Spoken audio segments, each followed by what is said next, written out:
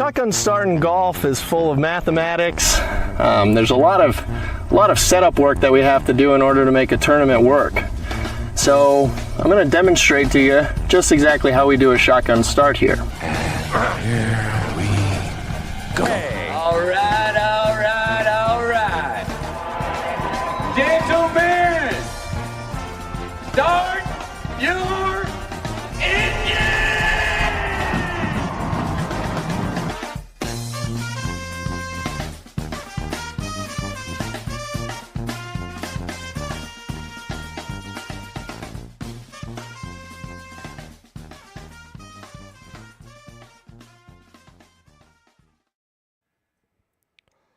Greetings and welcome to a Thursday edition of the Shotgun Start. It is June 12th. Andy, how we doing? Brendan, I gotta say, I'm doing well. It was a great day out there. Nice for the tournament to start. I always love when the majors start. Yeah, it was great. It was a full day. I mean, it had star notable groupings out before the 8 a.m. hour, several of them in the 7:30, 7:40 window. It's a long day. We've got players still on the course as of this recording. A lot of the hay is in the barn, though, as we speak. I know your guy, Rasmus Niergaard Peterson, who's T2, big boy.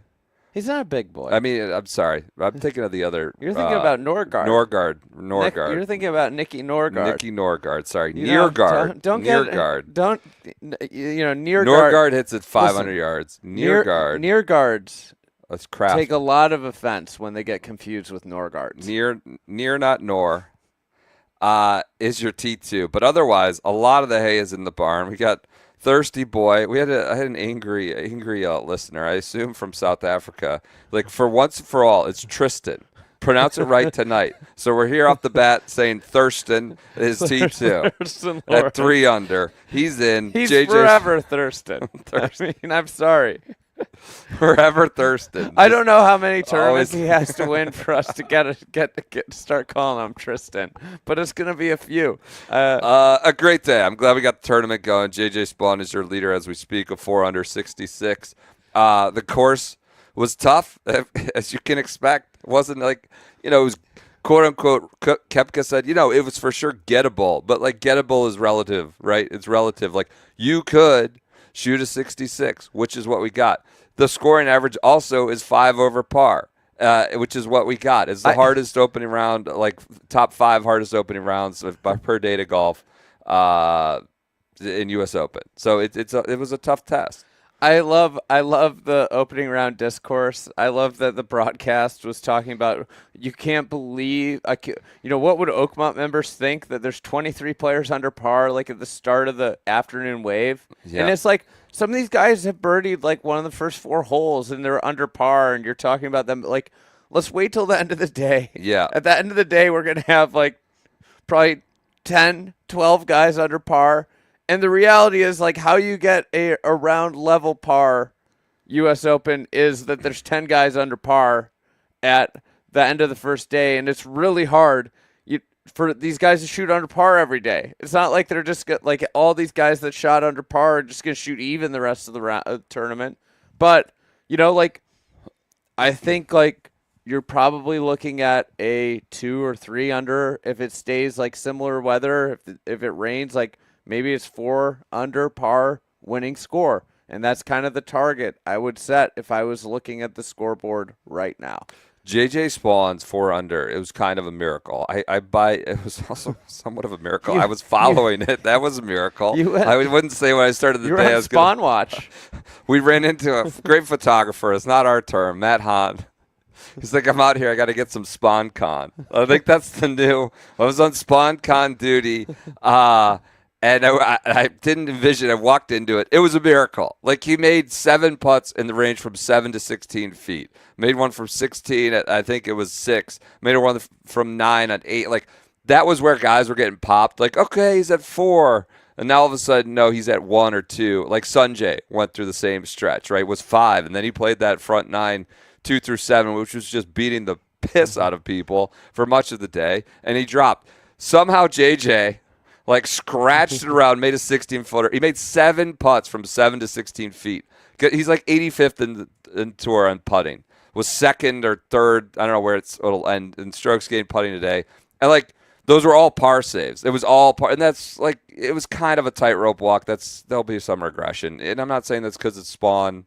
Partially because it's Spawn. He's not been the best putter, but there's just regression. You can't do that 4 days in a row. 4 under was a miracle score the way he putted through the end. Listen, I think JJ Spawn's a great fit for this golf course. He played probably what will be the best round of his tournament. Yeah. If he shoots another 66, he's going to probably win. But I will say that JJ Spawn is an awesome fit here. He is a top tier ball striker, and like the only thing that keeps him back from being really high up in the stats is like he's not overly long. Yeah. At Oakmont, you don't have to be that long. You don't. Longer players, they get driver taken out of their hands a lot of places. If you think about, 17, like Rory's having to hit 3-wood there, and he hits like a floater and it's a little into the wind. It's like for like these shorter guys, it's a perfect driver. There are a lot of things that play into a shorter hitter's hands at this golf course, and when you're as precise as JJ Spawn is, like he's very good iron player, and you putt well, you're going to be there. Do I think he's the actual leader of this tournament? Who's your leader? We did this at the PGA when Ryan Gerard was up there. I think, it's an interesting exercise. I don't think you're being unfair or cruel. It's a proper analysis. I hate to do this. I wrote near guard. You wrote, I followed JJ Spawn. You wrote near guard. I thought it a better chance I don't want to do this again, to the guy I wrote. Yeah. But I'm gonna say that the leader of the tournament is Brooks Koepka. Okay, he's 2 under. 2 under. Shot 68. He says it should have been 3. I think you can reorient everything. If you're not believing in Brooks, which he made a lot of putts, I have some belief in Brooks. Mm-hmm. He did make a lot of putts, but if you're not believing in Brooks, you got the whale there too. You got Sung Jae. The whale. Whale. What's the origin of that nickname for the whale? Why are we calling him the whale? He likes to lay a lot of stuff on the line, Some action. All right. He likes to lay it on the line. So, I would say Rahm and Cam Young. They're at 1. Yep. I think Cam Young's a legitimate threat. He had lunch with the boys. Music to PJ's ears. I don't know if he had lunch. The boys went to him and asked him some questions, and we called it Lunch with the Boys. No lunch was consumed, but we'll keep calling it Might be a new Lunch with the Boys tomorrow. A big one. Big guest tomorrow. A little bit of off the wall. Out of left field. Totally out of left field. Off the wall. Approach the boys about being on Lunch with the Boys, actually. Maybe a future very prominent person in the world. And I'll just leave it at that. Just off the wall, totally random, unexpected. But he's going to get lunch with the boys, and hopefully we'll go in the dossier for. All right. I got some Brooks thoughts. Okay, Brooks is your effective leader too. He was out of left field. Has not been playing well. No. Missed the cut in the first 2 majors of the year. That being said, having said all of that, if you look at the last 8 years, who's the best major championship player in the world? It's Brooks Koepka. Without a doubt. Yep. It's not close. And it's not just the 5 he's won. He's been a factor at Masters, been a factor, not as strongly, but been a factor at Open Championships. Open Championships. And he's, we get very, in the moment. Careers change and all this, but if you look at an 8-year sample size, he's been by far the best major championship player. And I started to think about like course fit with Oakmont with him. I think Oakmont has one peer in its ability to frustrate players. Okay, what is that? What place is that? Shinnecock Hills. Interesting. It is a golf course that you can hit really good shots and watch them. It does it in a different way. Yeah. It rolls. But like similarly with Oakmont, like it kind of like rolls into a bad spot. And the way these greens are definitely like roll into bad spots. Like you saw Scotty's chip on 3, for example, where he almost got it up the hill, but then it rolls down back into the hill. So it's a golf course that can frustrate the crap out of players. And you get players on tilt, and then you get these 3 or 4 hole bad stretches that wreck tournaments.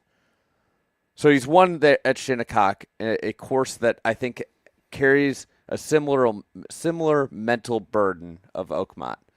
And then you go, like, what's the big factor at Oakmont is the thick rough this week. Really thick, taxing rough. Thick rough wins that he's had. Oak Hill, Beth Page, kind of similarities. Very similar in terms of from aesthetic and presentation, what you're doing, like the shots you're seeing players hit. Oakmont might be ratcheted up a little bit. And then you think like Wild Greens. He's played very well at Augusta National. And like one of the traits at Oakmont that I think is very important, that's also extraordinarily important at the Masters, lag putting. And you put that together, and I think you've got a guy that is like a very good fit for Oakmont, and it probably like kind of flew under the radar just obviously because the form wasn't there. But when you think about just like what the challenge that this golf course is going to present, it's very mentally challenging, but then the other facets of it fits Brooks really well. That's great. It's a good point. I think he's also just, the style of play, the stakes, like he is a major championship player, as he said. He joked that, like, you guys don't stop talking about there's only 10 guys to beat quote. Like, you guys are the one, like, everybody copies it now. There was just, like, the form. I think it was appropriately, he had all his guys out there. He had eyes on him all Monday through Wednesday. A lot of eyes on him. Jeff Pierce, he called out. Pete Callan. On the range. Claude didn't get a mention. Maybe that's off. He called out Pierce and Cowan after the round. That's always kind of off and on, I feel like, with Claude, but he didn't mention him by name. So, but yeah, and he hadn't done much. He hadn't played well exactly on Live. Hadn't been doing well necessarily in most recent majors. But I guess the setup, as you said, and the stakes. Unsurprising to see Brooksy post a 68, and it was he putted extremely well. You had to. I mean, you have to putt. You have to get some to drop. That doesn't mean you were the best player, but like if you're going to post 68, it was very hard. It was very challenging. Gettable is a thing that's possible, and I think people started freaking out like, oh, there's like 10 or 12 guys under par. They're like 2 and 3 and 4 under. What is this garbage that I'm seeing? It was extremely hard. I thought the pins were pretty diabolical. I don't think they gave them any layups. Like 2 was so freaking hard. 3 was. I talked to a Golf Channel on-course reporter. I'll leave him out. Like he's like these pins like 2 through 7 are in like even 9, 8. 8 is what it is, but it's like. They didn't give them like anything. They didn't give them any kind of soft. The course already is what it is, and there's not a lot of quote unquote like easy pins to begin with. But they gave them a good popping to start, and maybe because they thought this would be the softest it will be all week. I think they're out for blood. Yeah, the membership, they are partners with Oakmont. The USGA is partners. The USGA is partners with accomplices. Oakmont. Is that Let's be clear. They are laying down the gauntlet. Par, no matter what they say, par is the goal. Is the goal plus over par is the goal here this week. They can say all they want to say about it. Every action that they've made this week has centered around getting over par. They're raising rough heights. They have the longest rough they've had in years. The pins, I mean, they're all tucked. 2, 3, 6. I mean, they were all in bad. 12, 13. Yeah. I mean, they were nuts. All of them. Yeah. I mean, 14, 15 was way back. Yeah. 14, soft greens. 14, a hole, like perfect example, 2 and 14, holes that you get wedges on. Right. Soft greens, very soft greens. So hardest thing with a wedge and soft greens is to hit it close to a back pin because you have to have like supreme spin control, especially, back to front slopes. Yeah. So what do? Jam them as far back as they basically can put them on both those holes. Like they are out for blood. I thought the spin control for me was one thing that jumped off the page the first few hours. I'm sure it was later. Like, how do these greens, the way they're maintained, just because they are faster and more slick and the way they are, does it promote like more spin, more extreme spin? Like you it's watched because of they're still soft. and right. So there's no firmness that takes a little bit of that out. Like you watched, there were multiple times when guys spun them up a hill, 10 and 1. I think Rory spun it up 10. Scotty spun the shit out of it at 10, up the hill. 1, I think Rory spun it up 1. But then on the spin control was like on 2, Jose Ballester basically had the same shot twice. He sent it all the way to the back flag, spun it all the way down, almost like 30 yards off the front. Like these young guys can't, they're getting like a new breed of spin control. Scotty himself spun it to the like almost middle off the green at 2. And so that's something that's going to be like, it's not just, obviously the rough changed the entire dynamic for that, but it's like even when you hit the fairway, it's like it's maybe your adventure is just starting. And so like in that way, it's a more, I don't know, brutish examination. You want them to actually have that. The spin is really juiced up today, and that was a primary issue, a challenge early on, not just rough. I'm going to throw this out here. Yeah. This setup is asking for a fluky winner. Do we want to elaborate yet, or should we wait for Friday, Saturday? I'm just gonna. We can talk more about it, but I will say that the setup, they are begging for a fluke. I don't know, not intentionally, but unintentionally. Unintentionally, they because of their pursuit of a number, they are begging for a stinky champ. We'll talk more about this. I was trying to. I don't know if I was defending rough. I think I was trying to create some nuance that is just it doesn't eliminate strategy or skill, but there's still some. I love Oakmont. It's kind of it's not been great. It kind of stinks the rough aspect of it. Not the course, not the challenge, and I do think the national championship should be on different surfaces, different styles, and I think kind of you should get something like this every now and then. Sure, this is just maybe variety. What you should variety have. is the spice of life. Yeah, what you should have. But maybe you also get variety of winners. Maybe you get an NBA Finals game that's 89-78 or something. Not much anymore, but it's variety. We'll talk more. It'll be a larger picture thought on Sunday. It might not promote a stinky champ, but there are a lot of things that take skill off the board. In the setup, and I'm just gonna leave it at that. Did we have fun? I enjoyed. I thought it was good. I mean, we got to the end of the first round of the PGA, and we're like, oh my god, this is a disaster. This not we personally, but we figured it will come around. But we were like, oh, this is a mess. This leaderboard stinks. It's awful. It's a long way to go. Yeah, it's a long. I'm just saying, there's a lot of setup things that de-skill the game. Yeah. And you leave it at that. And if we end up on Sunday with a weird winner, I'm just putting my flag. Like, I hope we get a great winner. I think we're going to get a great, exciting tournament regardless. But there are a lot of things that are being done to manipulate a score that might also manipulate the championship in a different way. So, with that, I got to say, this is the most irrelevant strokes gained week of the year. Strokes gained statistics are going to be a complete joke this week. And I'm going to explain why real quick. Okay. All right. If I hit a drive 1 yard off the rough. Yeah. We're seeing guys hit like duffs. Like literal duffs. So what happens is that penalty, if you just basically barely duff it, the penalty gets associated back to your tee shot. Okay? Yeah. But say I hosel rocket it kind of up and it goes like 100 yards, that's going to get associated to my approach. So the numbers are going to be wonky as shit this week. Yeah. And putting, here's another one. Putting.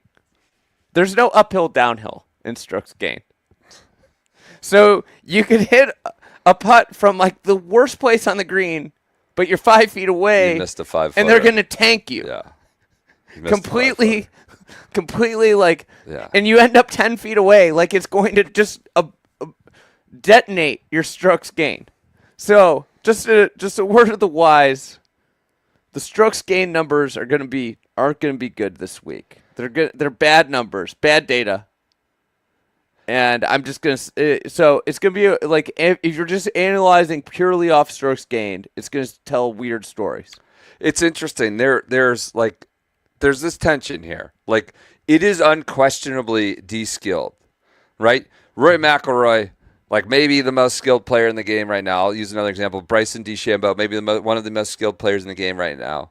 Like, Rory misses at 4, and like he's like, it looks like he can't play golf. Well, We I know think he's he skilled. might have misplayed that. Sure. Some But I'm not strategy. even talking about the specific. I'm talking about multiple. Yeah. In accumulation. It was an insane 6, obviously. It was an insane bogey save or whatever you want to call it. Like, Bryson made the wrong strategic mistake at 12. Went too long. I don't think that was the wrong mistake. That's Well- the right miss. Long. That's the proper miss. But he's penalized for the miss.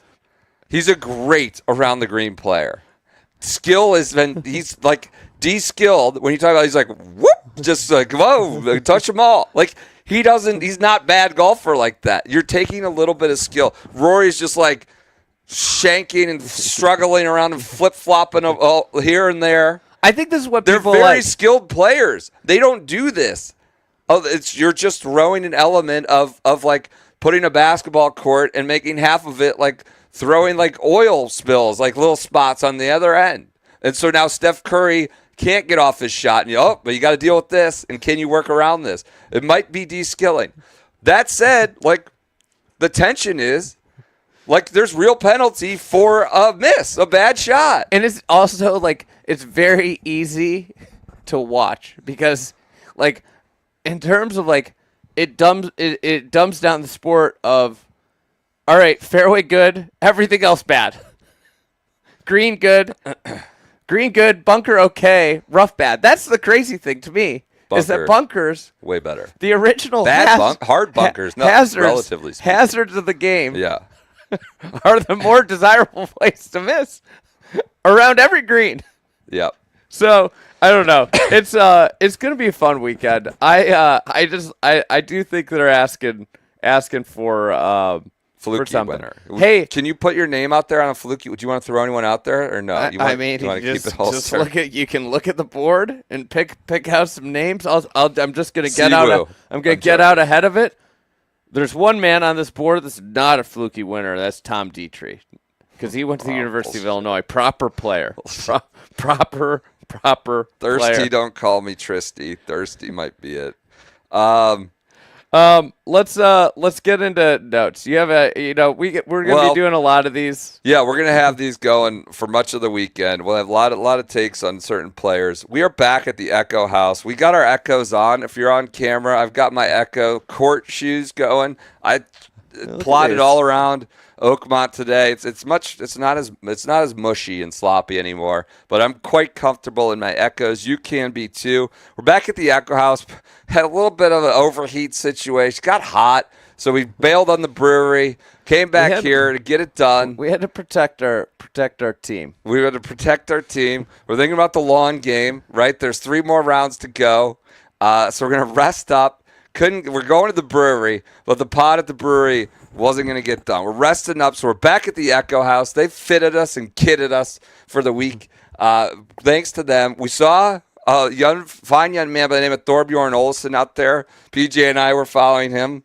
Upstanding individual. He was looking comfortable, tracking around Oakmont. You know, Saw the rough, EVR yesterday. walking up close through in the person. rough is like work. Yeah. I mean, it is work. It's interesting. So you want to be comfortable. You got to go to us.echo.com, peruse their wide variety of golf shoes. They've been in the golf shoe game for, 30 years now? Thomas Bjorn was their first ambassador in the 1999, I think. 99, so 1999. 26 years. I don't want to throw an extra 4 years on there. You But can they've round been up. doing the golf. I think that would be rounding. Yeah, I mean, round up would be 20. Yeah, 25. You want to round up to 30? 30, All right. yeah, Okay. yeah, you're fine. I'm doing my kid's 4th grade math in my head right now. So they've been in the golf shoe game for a long time, in the shoe game forever. Go to us.echo.com. Check them out. Thanks for their support this week at the Echo House. They got us dialed in. Go ahead. Notes? You want to jump into your notes? I was gonna bring something amusing that I learned Please from the do. ground. One of the great names in the field, Cameron Tankersley. Kind of, yeah, tanked it. No, wasn't he? Not a long hitter. Okay. A little misdirection there. You think you're playing with Tankersley? You think he's gonna bust it out there? He shot 80. What are we talking about, Cameron Tankersley? Speaking of not being able to hit it out there, shot of the day, we'll give to P. Reed, who went Albie at 4. Didn't know it was in. Did the, MJ, did it go in? Blocky, did it go in? Not shot of the day. Seabez, 16, playing 222, set up on the card. Seabez hit at 180. I don't know how that happens. I mean, we're not talking about he hit at 180. They brought him up on the screen. He was hitting. I was like, what hole is this? Like, what par 4 is this that he's hitting from? And it was 16. It's like, he's got 40 yards to the green. It's kind of a shame that 8 is so long and it draws all the attention because 16 is the total ass kicker. Badass. And that might have been the easiest pin of the day. Yeah. 16. It was like a perfect little pin to hit a long iron fade to, relatively middle of the green, not tucked. That was about as easy as it got today. Runner up for tough shot of the day was Tom Kim at 8. What about DJ Shank? I mean, Shanks happen. That happens. DJ thought that I had today. Is he using the press in his contract negotiations with Liv? I got 6 years left. I got six good years left. Then I'm going fishing. I mean, I think he's fishing right now.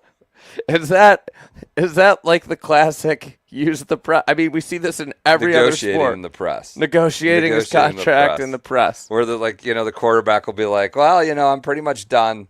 Miles Garrett demands a trade. He just really wants a new contract. Is that what DJ's doing? The Miles Garrett situation? Do you think that we're gonna get Liv free agent year performances? Oh, like where I got a contract year. That's interesting. They bait him into another big contract, and then they. I wouldn't see DJ's if this is a contract. I don't know if it is. Maybe that's what Koepka's doing, or he's next year. I can't keep it all straight. Bryson certainly is. DJ, didn't look his best. If you're going to be a contract year, you got to do it at the majors because that's where they get their most. We're relevant. Our guys are great. God, my guy near guard's fading. That's what happens. Like these people, you can't put the cart before the horse. Somehow JJ Spawn steered it in, but anyways, I see this is a random aside. Jose Luis Ballester, a friend on the ground. His kid was seeking autographs yesterday. He's like, we got autograph from this person. We got autograph from the guy who pissed off the bridge. It's like you didn't know his name. He just knows him as the guy who pissed in the Rays Creek. I was like, oh, that's a shame that's his synonymous. But go ahead. Can I tell a great Pittsburgh story? Sure. I learned this today. This might have been my favorite thing I learned today. Yeah. The Primanti sandwiches. That's one of Pittsburgh's famous sandwiches. Yep. They just put fries and coleslaw on these famous sandwiches. Yeah. Where you been? Yeah. I'm just telling everybody else. A lot of people probably don't know this. They probably do. Yeah. So you know why they do that? Why? So Pittsburgh utensils. Pittsburgh was a popular trucking town. Okay. A stop along the way, and a lot of truckers would stop and get food. Yeah. But they couldn't eat. They couldn't get back in the truck and drive and eat the sides, like the fries and the coleslaw. So they put it on the sandwich for the truck drivers. That's the origin of the Primanti sandwiches. Gotta be honest. It's not real easy and clean to eat these with your hands either way. I think you'd rather have the sides with the fork than just the dollops falling off all over. It sounds more dangerous that way. They opened a Primanti's knockoff in Cleveland. They called it Paninis. Very popular place. Very popular. Or I don't know. It was 30 years It's ago. probably not as good. No, most sure. most things. Probably better. Probably better. They made great Red God. Bull and vodkas in the early There's been- 2000s. There's been some mid-2000s. damning votes. What? Oh, I don't want to get into your little side game you got going on. What are your notes? Cleveland versus Pittsburgh. We're all friends. Why don't we talk about the big names? The three favorites, I would say. I guess Rahm might have bumped up ahead of Rory as the week went on. Yeah. So we'll say 3 of the 4 favorites are kind of sitting in the same spot. You got the Sheriff. Hit it, Peach. Oh man, Board. don't have my board. The Sheriff at 3 over was flustered out there. Was getting frustrated, actively frustrated.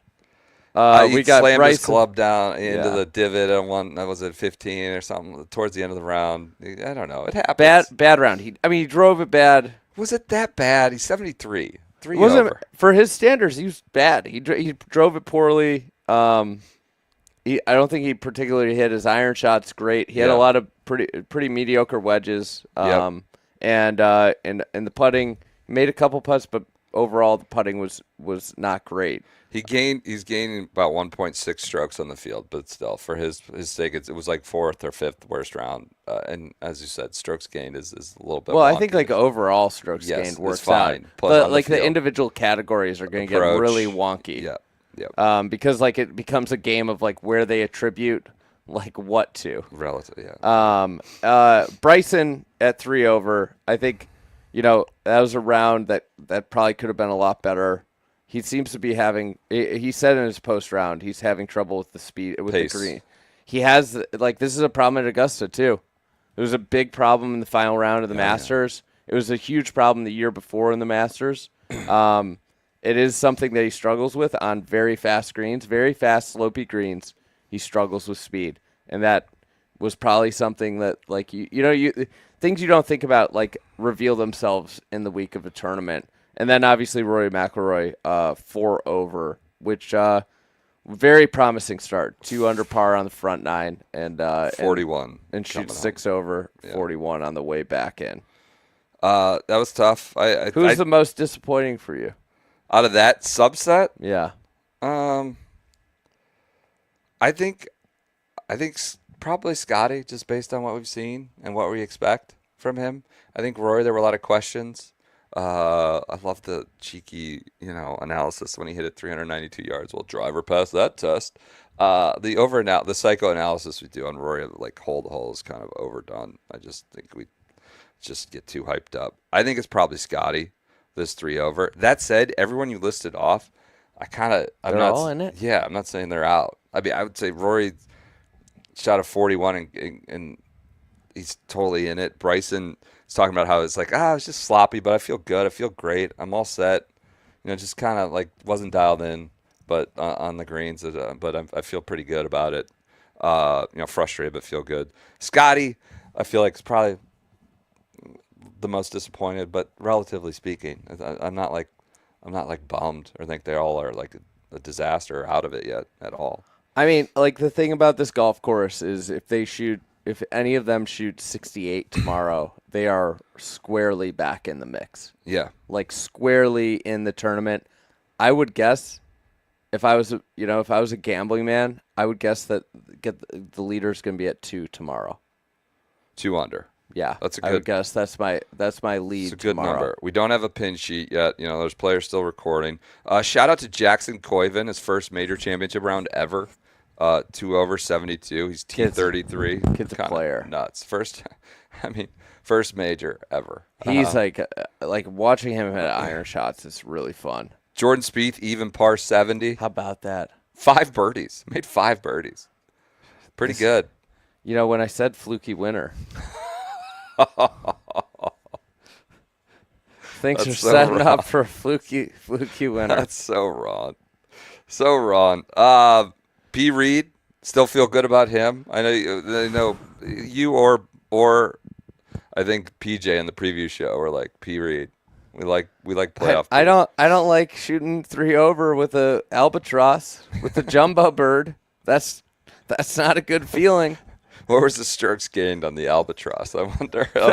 I mean, like, you get a jumbo bird and you shoot 3 over, but like that being said, he's still like if he makes a birdie, he shoots 75. Phil 4 over. Slam watch back on. He's on the right side of the cut line. Game within the game. He's out tomorrow afternoon. Are you bringing him home? I mean, it's an interesting story. Last round ever. It's too bad we gotta record the pod tomorrow night. Otherwise, if I'd we be had, out there. we might maybe I'll do the pod with the boys, so you can write your Phil piece 1,000 tomorrow words and send it in at on Friday night. midnight at Friday. Here's 1,000 more words on Phil. Maybe I'll do that. But good use of my time, probably. So the cut. So it's T66 is 4 over. General rule of thumb is you double it, you get 8. I think you're probably looking at like 7 for the cut. 7 or 6. Data Golf, we'll shout them out. We met one of their guys, Matt. I think they're great. They have it at probabilities are 6 or 7. I'm more of an eye test guy than a data golf they're guy. Great. Come on, stop. I like data golf, but I'm always too. an eye test guy. That's fine. 7 or 8. Any other notes or amusements? Any other players you want to shout out? Yeah, Ricky, my guy Ricky, wearing the Star Wars gear. Ricky Kawamoto. Oh, Did you really? see that? No, I didn't see it. I tweeted it. Oh, really? He was wearing like I guess a Callaway Japan shirt. Okay. It had a stormtrooper on the front. Oh, really? Like an actual A stormtrooper. So it was said probably licensed by Star Wars. Oh my God! So they got the license. They Like paid. I can't believe that more people didn't pick up on that. Yeah, it sounds like he's wearing catnip. like a legit stormtrooper shirt. That's interesting. I saw Jay Fischel tweeted back at me. He better shoot better than a stormtrooper if he wants to score well today. Thought that was humorous. Stormtroopers never hit anybody. Quote of the day from Siwoo. They asked him like how much he played here. He goes, "I played 3 9-holes Monday, Tuesday, Wednesday. I saw the past scores like 5 over win. Honestly, I don't even know what I'm doing out there. I'm kind of hitting it good, but feel like this course is too hard for me. Sounds like he's just given up. This is too hard for me. So kind of like no expectation, but I just played great today. He's like, I don't know what I'm doing. It seems too hard. No expectations. Go out and do it. I loved Bobby Mack. Bobby McIntyre had some nice. He was flying high. Some great spirits. Bobby Mack. His press conference. He said, did you have fun out there? He goes, I did. I absolutely did because I like hitting crazy shots. I can hit some wild shots. I said to my team yesterday, I was like, look, even my caddy Mike said, there's going to be some shots I'm going to say I'm going to hit, and you're going to be like, there's an easier shot, but it's a shot I'm going to tell you that's going on the fairway off the tee, whether it's a rescue or it's a driver. I've just got to ride the horse and let the horse go at times. Today on a tough golf course like that, he's telling you where to go, where the lines are, what the center lines are, but it's my job to get it there, and he's not to worry about how I'm going to get it that way or how I'm doing it. I'm just going to work it. He said the words several times. I got to manufacture it around here. So I'm about manufacturing runs. No coincidence. Mark Leishman had a great day. Manufacturing runs. Top 15. He's like, it just doesn't matter what the caddy says. Here's the line, and I'm going to decide how I get it there and manufacture it. Leash, top 15. Boom. Moving base runners. There you go. He moves base runners. Good stuff from Bobby Mack. I had a blast. I've just got to ride the horse and let it go and manufacture. Was a little critical of 17. Darling hole. Is Bobby Mack kind of like maybe not not a contact hitting first baseman, but he's like kind of in between, maybe like a he's an 18 home run guy. He's a guy when he makes contact it goes, but he doesn't make a lot. Like he's a guy you look at him and like, oh my God, this guy would hit 50 homers a year if he could. If who? Manzardo, sure. Who's the guy who's the polar bear for the Mets? You think so? Pete Alonso? All right. But I'm just saying, like, maybe when he made contact, but he somehow ends the season with like 18 homers, but all of them like were just moonshots. I got accosted this week about my Bobby Mack takes. Big Shot Bob? About Big Shot Bob. He said, you guys hate Big Shot Bob. And I said, I hate Big Shot Bob. I gave him one of the best nicknames in golf, Big Shot Bob. Yeah, it's a great nickname. He went at 17 a little bit. He said, look, thought I don't have it in front of me. I You thought basically I did. said it's it's too narrow to lay up. Yeah, it's so too everybody's narrow. gonna hit it up there. Yeah, it's 17. The fairways, like, why do we have this as a fairway? It's not. There's not a layup option, and He ain't wrong. They kind of do just send it. Hope You know, they get in the rough that left. fairway when it originally was built was a lot wider. Yeah, Just saying. there you go. Now, Phones might have known something. favorite pin of the day of all the diabolical ones. I love 12, front left on a green that slopes the other way towards the back. I mean- Rory hit like the shot of his life there.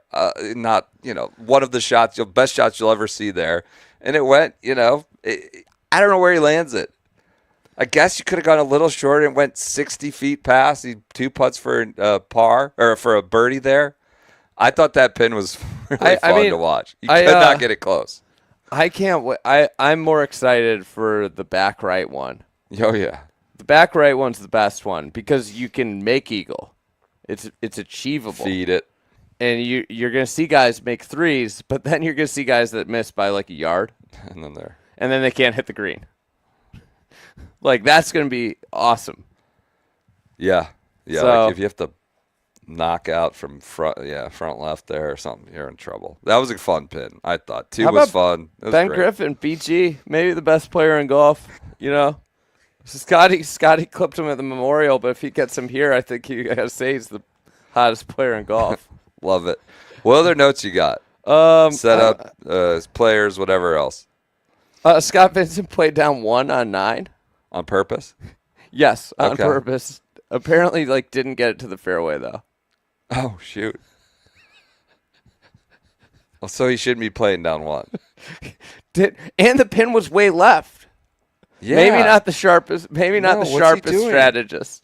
Matt Vogt let it off with the unintentional play down 9. Oh, you know what happened to him on 9? He accidentally hit a putt, and he had to replace it. He accidentally hit The ball. toe hit the ball. What do you mean? Okay. Yeah, I looked down for a second. I missed it, and next thing you know, he was the ball's rolling, and he picked it up and put it down. I mean, he had a 1-footer for a no. double bogey and a round of 82. Yeah, the dentist. Completely irrelevant of it, but there was Yeah, we woke up to that this morning. So, Made him he's poor, the man. root canal He's now. the root canal guy. I All right. will say, Matt Vogt, Good story. great story, and I love soaking in the moment. Yep.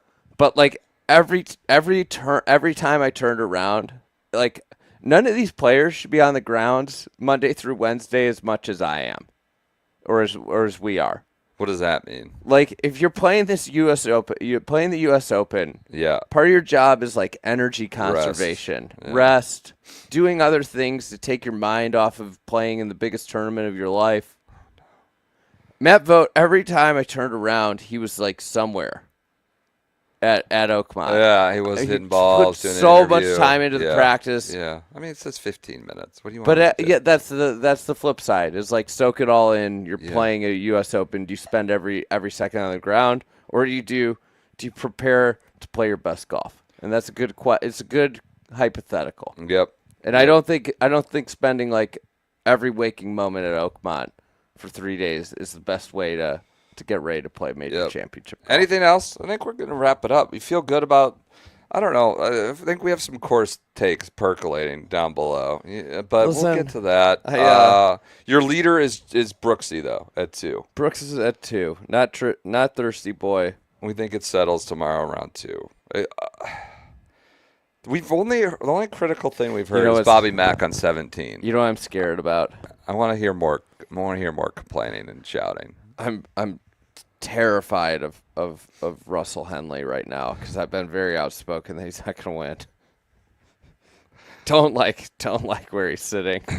Denny McCarthy, Yeah, sure. exceptional hard course player, exceptional. Yep. This is Victor, 71. We care about him. Bullish?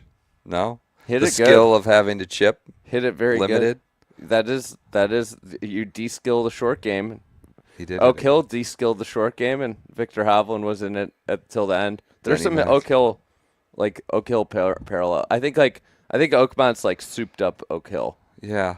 in a way. It's like still so- way better Oak Hill. Yeah, like it's still great, even with this rough thing. Whatever. It's awesome. It's so fun. I don't want to like so- completely dishonor Oak Yeah. Hill, but it's like a very poor man's Oakmont. Low Pavan, the game within the game looks like it's going to be Matthew, who shot 71. Unfortunately, Andrea Pavan shot 82. So Low Pavan going to Matthew, Matthew Pavan was in the almost 4 under. He had an eagle putt at 17, and then just sort of backtracked a little bit. Always in on qualifiers. Near guard Peterson. Yep. Cool story. Good young player. Could be on the Ryder Cup team if he plays well the rest of the fall. James Nicholas, obviously, Korn Ferry Tour player. They're at T6. Unfortunately, not going to get any Korn Ferry points for his Did trouble. they amend that? Maybe. At least there's no Korn Ferry event this week. That's one he's less not- thing to yell about Yeah, this one year. less thing to get worked up about. I think that does it for this quick little Thursday episode. We're going to the brewery, meet some folks. We'll be back tomorrow. We're going to be doing dailies. We will be at the brewery tomorrow, hopefully. I think yes, that's the plan. People are coming. We're going to the brewery. We're just not. This was like pod today. We just had an issue that we had to lock come in home. for the week. We're not going to burn out with 3 more days to go. Thank you for your continued support. We will talk to you tomorrow, Friday afternoon or evening.